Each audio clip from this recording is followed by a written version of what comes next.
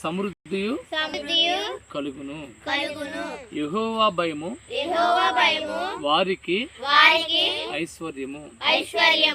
ఈ మాట చెప్పండి అందరూ. యెహోవా భయము వారికి ఐశ్వర్యము. ఎవరికి ఐశ్వర్యం యెహోవా భయము? వారికంటే మనకంటే ఎవరికంటే యెహోవా యందు ఎవరైతే భయభక్తులు కలిగి ఉంటారో వారందరికీ యెహోవా భయం ఏంటంట? ఐశ్వర్యం. అంటే యెహోవా యందు భయభక్తులు కలిగి ఉంటే ఏం దొరుకుతుంది? ఫస్ట్ చెప్పాలి. ఇప్పుడు ఇక్కడ ఏం చెప్తుంది వాక్యము? యెహోవా భయం అంటే ఏంటంట? ఐశ్వర్యం. చెప్పండి. యెహోవా యందు భయభక్తులు కలిగి ఉంటే ఏం దొరుకుతుందంట? ఐశ్వర్యం దొరుకుతుంది. ఫస్ట్ ఇదే మాట, ఇంక ఎక్కువద్దు. యెహోవా యందు భయభక్తులు కలిగి ఉంటే ఏం దొరుకుతుంది? ఐశ్వర్యం దొరుకుతుంది.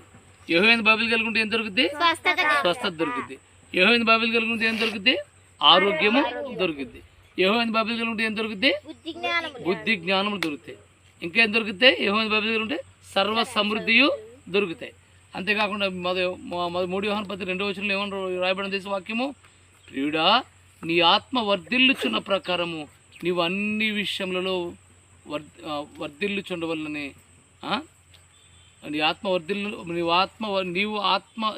వర్ధిల్లుచున్న ప్రకారం నువ్వు అన్ని విషయాల్లో సౌఖ్యంగా ఉండాలని నీ కొరకు ప్రార్థిస్తాను. అంటే మన ఆత్మ వర్ధిల్లేకూడదు. మన ఆత్మ అంటే ఎవరు? మనలో ఉన్న ఆత్మ ఎవరిది? దేవునిది. మనలో ఉన్న ఆత్మ దేవునిది. కాబట్టి మనలోకి ఎవరు రావాలి? ఇప్పుడు దేవుడు రావాలి. దేవుడు వస్తే మన ఆత్మ ఏం చేద్ది? వర్ధిల్లుతుంది. ఆత్మ వర్ధిల్లితే ఏం జరుగుద్ది?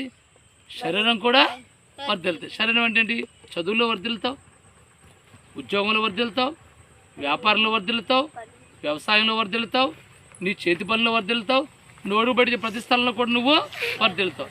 అలా వర్ధిల్లిన వాళ్ళు ఎవరున్నారో పరిశుద్ధ గ్రంథంలో మనం తీసుకున్నట్లయితే ఉన్నారు. ఎవరున్నారు?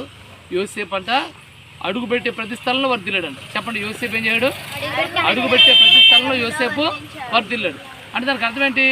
యోసేపు ఎక్కడికి అడుగు పెడితే అక్కడ యోసేపు ఆస్వాదించబడ్డాడు, వర్ధిల్లాడు. అంటే ఏంటంటే యోసేపు ఫలించడి కొమ్మ. చెప్పండి ఏంటంట? మీరు ఎప్పుడైనా చెప్పాలి. యోసేపు ఎవరో? అంటే యోసేపు ఎక్కడ అడుగు పెడితే అక్కడ ఫలిస్తూనే ఉంటాడు. ఏంటంటే ఫలిస్తూనే ఉంటాడు. చెరసాల్లోకి వెళ్ళాడు, అక్కడ ఫలించాడు. పోతిఫర్ ఇంట్లోకి వెళ్ళాడు, బానిస, అక్కడ ఫలించాడు. ఎక్కడికి వెళ్తే అక్కడ ఫలించాడు. చివరికి ఐగుప్తు దేశంలో ప్రధానమంత్రి అయిపోయాడు. ఏమైపోయాడు? చూసారు, ఒక బానిస.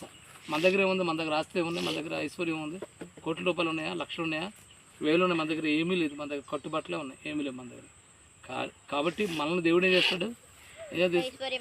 ఐశ్వర్యవంతులుగా చేస్తాడు.